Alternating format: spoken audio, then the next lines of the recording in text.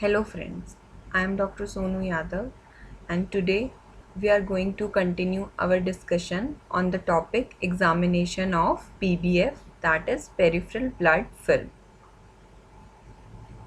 We are going to study RBC morphology, and in today's lecture we are going to cover the three parameters of red blood cell morphology in detail, that is distribution, shape and size.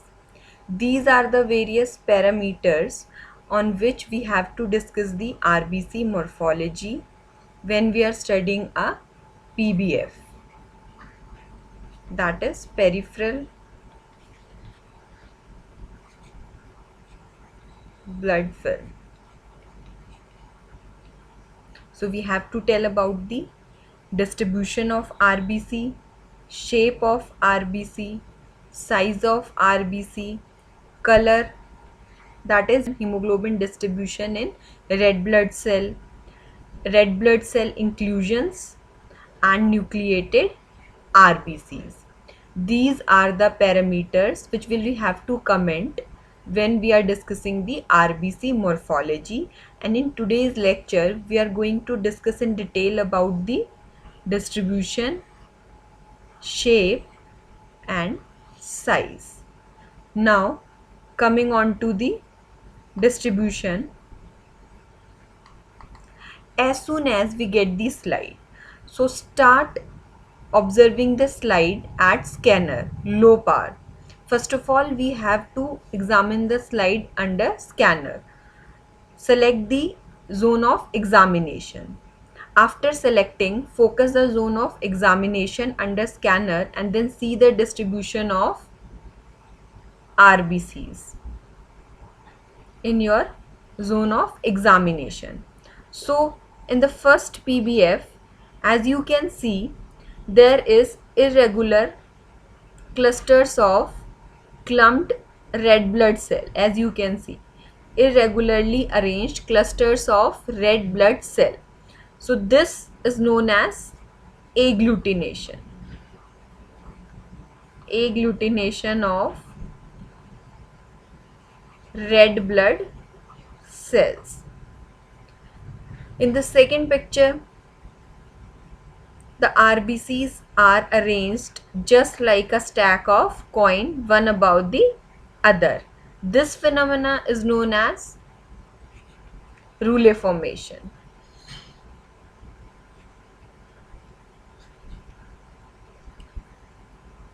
Now the next PBF,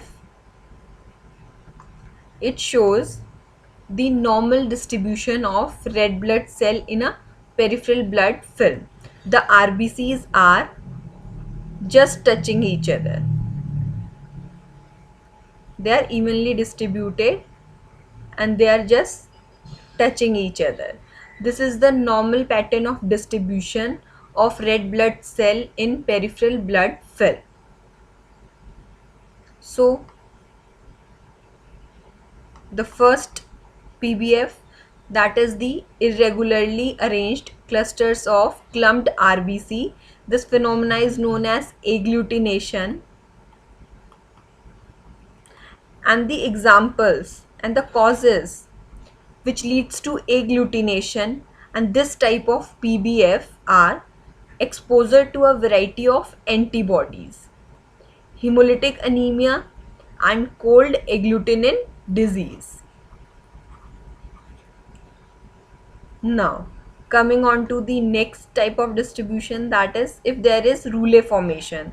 The RBCs are arranged like a stack of coin, one above the other. This is seen in cases of multiple myeloma, macroglobulinemia and increased fibrinogen. So distribution of red blood cell also gives idea about the various diseases. Now coming on to the next parameter, that is shape. The normal shape of RBC in PBF. In peripheral blood film, the RBC is round to oval with central one-third pallor. So this is the normal shape of RBC in a stained blood film. Round or slightly oval with an area of central pallor occupying approximately the middle third of the cell, as you can see in the PBF. This is the PBF showing normal shape of red blood cell, that is they are round to elongated with central one-third pallor. This white area, this is whitish area, is pallor. It is approximately one-third of the cell. This is the normal shape of red blood cell that is round to elongated with central one-third pallor. Now coming on to the any type of variation in the shape of RBC from normal is known as poikilocytosis. Variation in normal shape of RBC is known as poikilocytosis, and these are the various examples of poikilocytosis. That if the RBC will become elliptical in shape, then this is known as elliptocytes. If they become sphere in shape, then they are known as spherocytes, echinocytes, acanthocytes, target cell, teardrop cell, stomatocyte, sickle cell, cystiocyte, and bite cells. We are going to discuss all of the poikilocytes one by one. So coming on to the first one, that is elliptocytes. In elliptocytes, the normal red blood cell, which is round to oval, converted into the elongated and elliptical shape. So they are known as elliptocytes. Now what is the mechanism? There is morphological abnormality, that is fragility of the membrane skeleton. The membrane skeleton become fragile. This leads to change in the shape of RBC, that is elliptocytes. They become elliptical and elongated. These are the examples of elliptocyte PBF showing numerous elliptocytes. As you can see, the RBCs are elongated and elliptical in shape. Now, what are the causes? They are seen in hereditary elliptocytosis, thalassemia, and nutritional deficiency anemia, that is megaloblastic anemia and iron deficiency anemia. Now, coming on to the next type, that is echinocytes.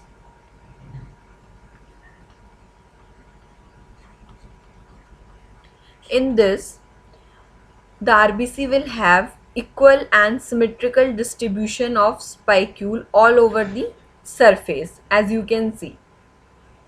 These are the spicules which are equally distributed over the surface of RBC. This type of RBC is known as echinocytes. And the mechanism behind echinocytes is there is alteration in the extracellular environment which result in echinocyte formation. And this is the PBF showing echinocytes.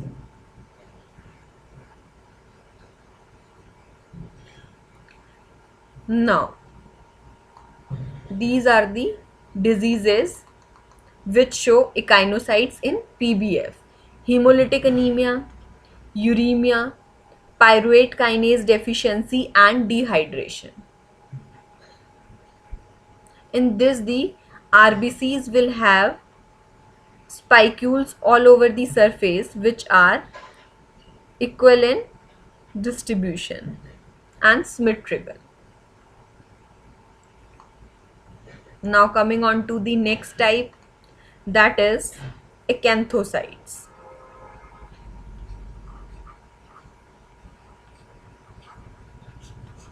In this, there are also spicules over the surface of RBC, but the difference is the spicules have irregular arrangement. They are asymmetrical, and there are 10 to 12 spicules which have wide bases, irregularly arranged over the surface of RBC, as you can see.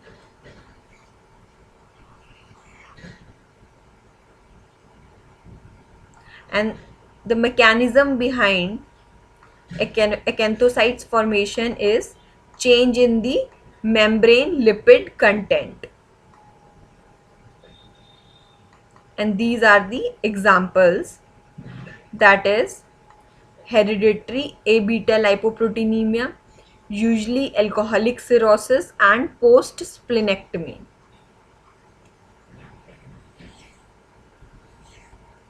Now coming on to the next type, that is target cell.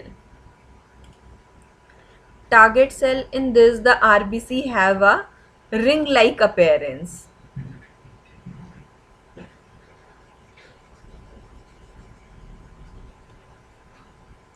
And the mechanism behind target cell formation is if there is increase in red cell membrane compared to the hemoglobin content.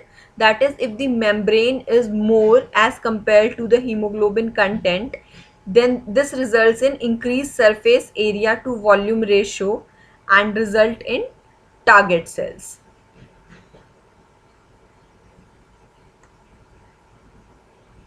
This is the PBF showing numerous target cells. And the examples are hemoglobinopathies, liver disease, and post-splenectomy. Now, coming on to the next type, that is spherocytes.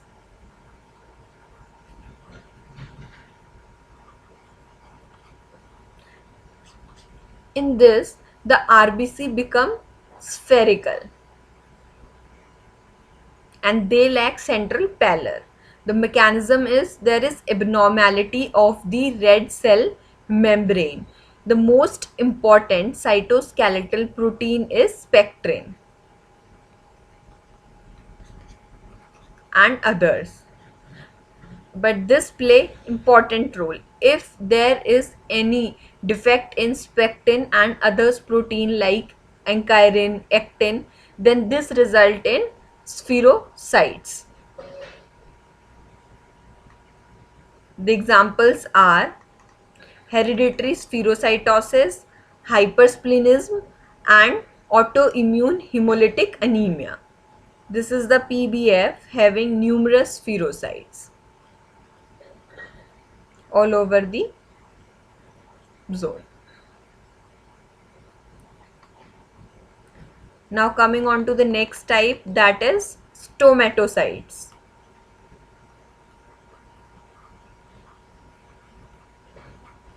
The RBC will have a slit like opening, and this is a PBF showing numerous stomatocytes, as you can see. And the mechanism is whenever there is membrane defect which leads to stomatocyte formation. Now the examples are hereditary stomatocytosis, liver disease, and alcoholic cirrhosis.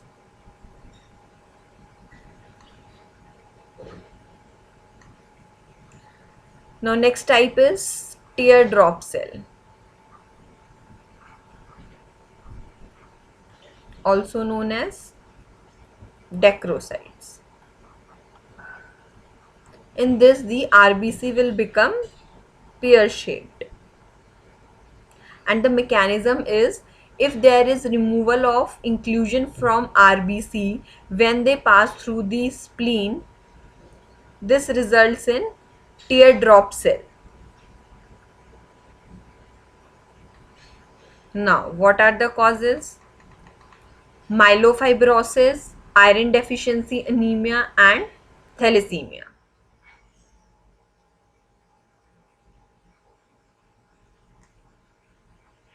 Coming on to the next type, this is the example of bite cell,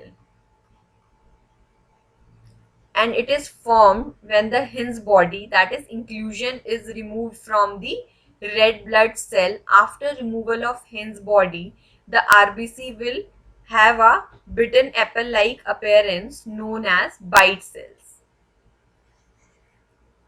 The mechanism is abnormal hemoglobin aggregate, that is inclusion, His body, is nibbled out of the red cell cytoplasm by the spleen, leaving behind a brittle apple appearance. Now, what are the causes? G6PD deficiency, that is glucose 6 phosphate dehydrogenase deficiency. Hemolytic anemia associated with severe liver disease. Unstable hemoglobinopathies.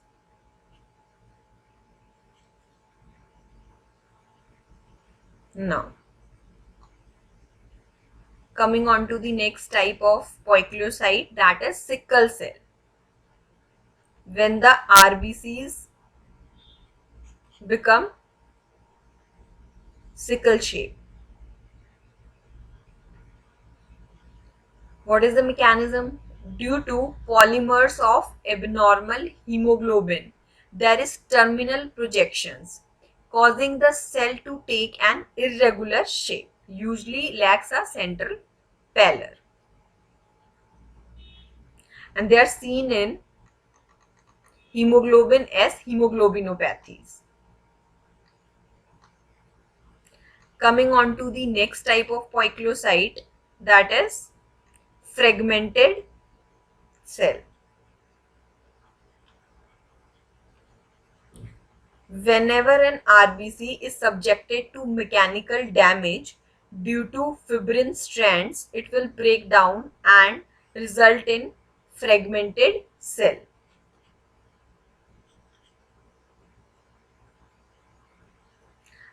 And the examples are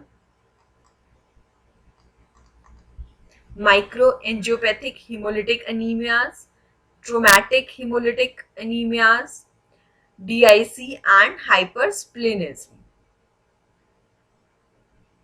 Now, the next parameter.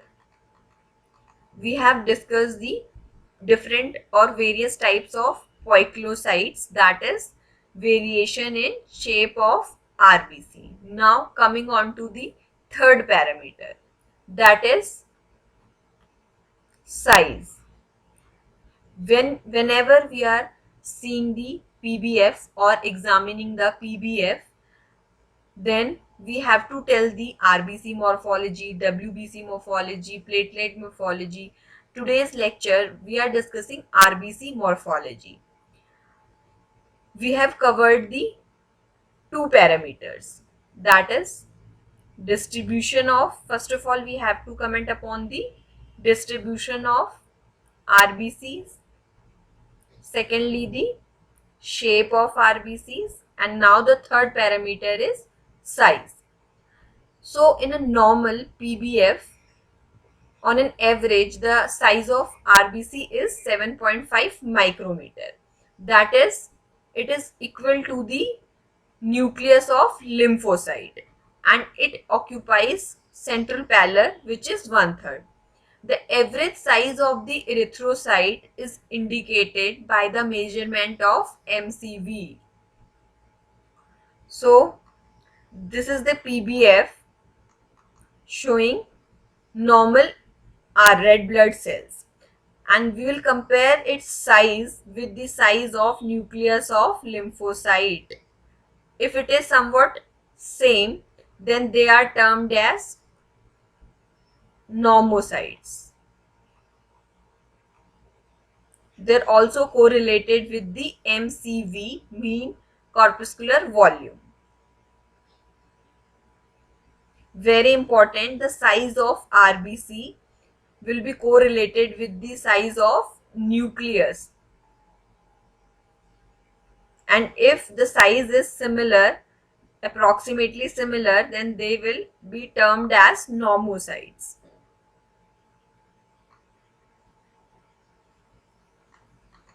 So normocytes, a normal MCV will correspond to the MCV reference range. That is, MCV will be within normal limits. Within normal limits, that is 80 to 100 femtoliter. Normocytes will have MCV within normal limits. This scenario is referred to as normocytic, and red cells are referred to as normocytes. And this is the PBF showing normocytes, that is RBC of normal size. As you can compare it with the size of the nucleus of the lymphocyte. They have approximately of same size.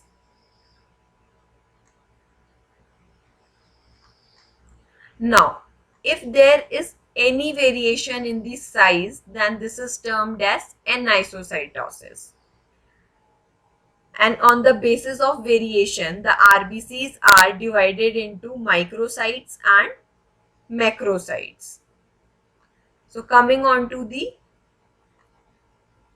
microcytes, if there is any variation, they are known as microcytes and macrocytes.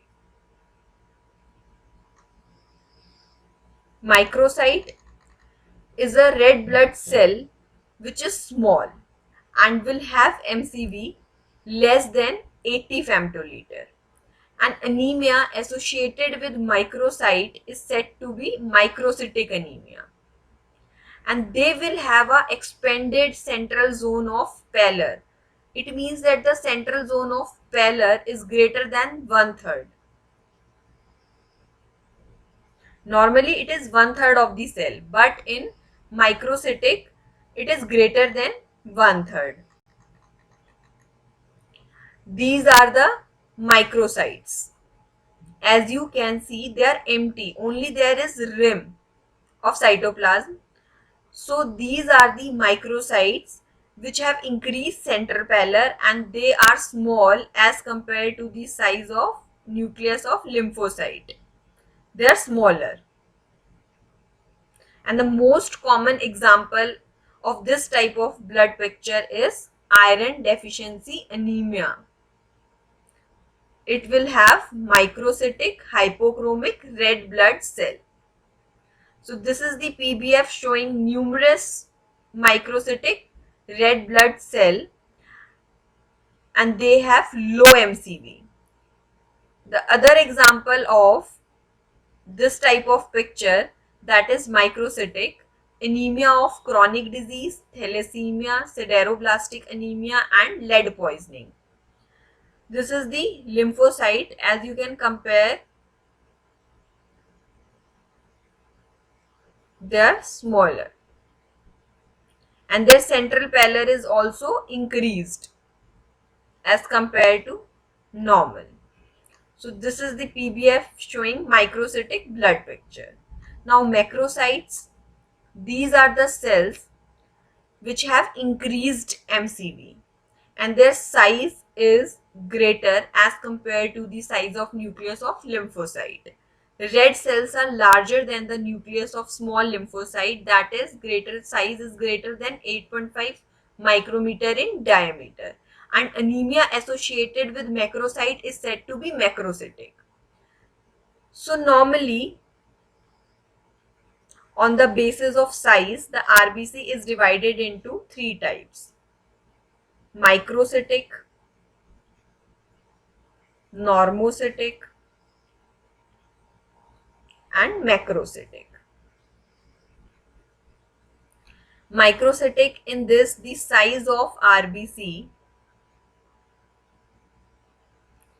will be less small as compared to the size of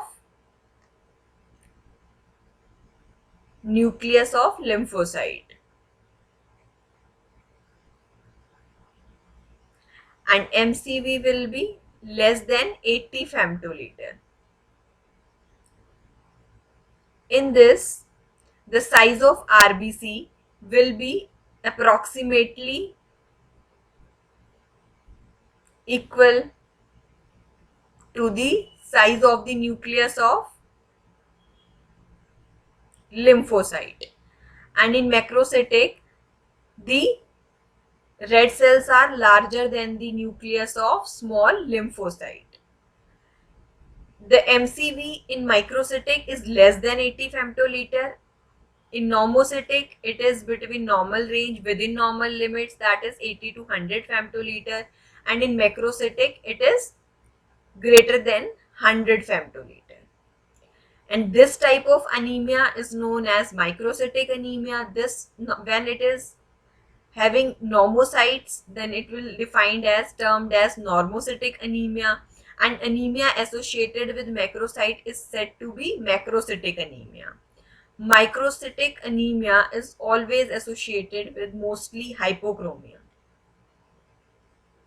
that is the central pallor increased as compared to 1/3. So coming on to the PBF showing macrocytes, these are the macrocytes. The most common example is megaloblastic anemia. And the other characteristic finding in megaloblastic anemia is hypersegmented neutrophil. Neutrophil having 5 or more than 5 lobes is known as hypersegmented neutrophil.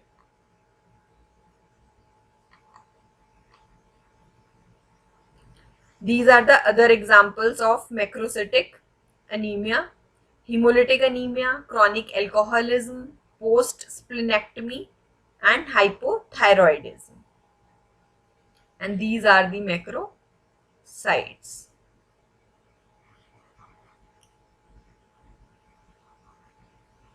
Now, sometimes you will see a PBF which will having both microcytes, macrocytes. That type of picture is known as dimorphic anemia. This is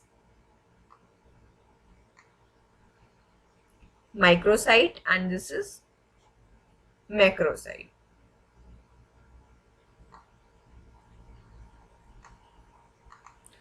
So in today's lecture, we have studied the parameters of red blood cell morphology, which we have to discuss when commenting upon the peripheral blood film. There are 6 parameters, but in today's lecture, we have covered only 3, that is distribution,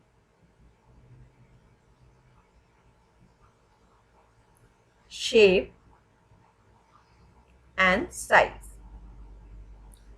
So whenever commenting upon the RBC morphology, start with distribution, then shape, and then size.